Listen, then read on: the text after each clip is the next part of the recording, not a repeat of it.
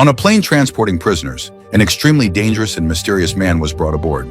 Unlike the other inmates, his face was completely covered, and his body was wrapped in heavy locked chains. Because he was considered highly dangerous, he was restrained alone in the last row of seats. As the plane continued its flight, every prisoner was looking for a way to escape. He, however, only twisted his neck slightly, and a tooth wrapped with thin wire fell out of his mouth. He used it to pick the lock, calmly preparing for the explosion he expected.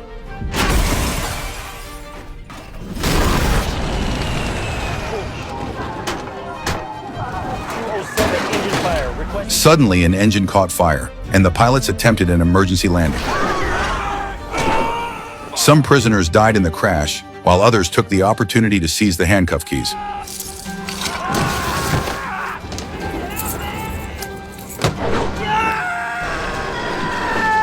The man freed himself from his restraints as federal marshals rushed toward him.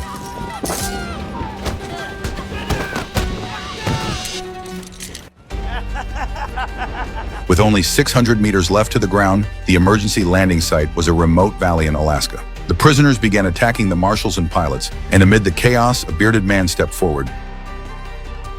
Not long after, the local town sheriff received reports of heavy smoke nearby. To investigate, Sheriff Frank took officers in a helicopter toward the source of the smoke. The site turned out to be the plane's crash landing location. There were several dead marshals on the ground, along with discarded handcuffs. Frank scanned the wreckage and soon spotted a survivor.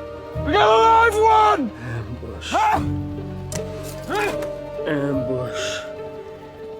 As they prepared to load the marshal onto the helicopter, the prisoners suddenly charged toward them. Like zombies, the prisoners attacked the three officers.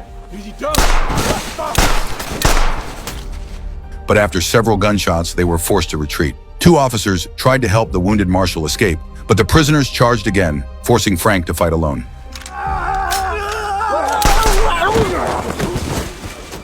Frank was knocked to the ground and his gun was kicked away. At the critical moment, another marshal who survived the crash appeared.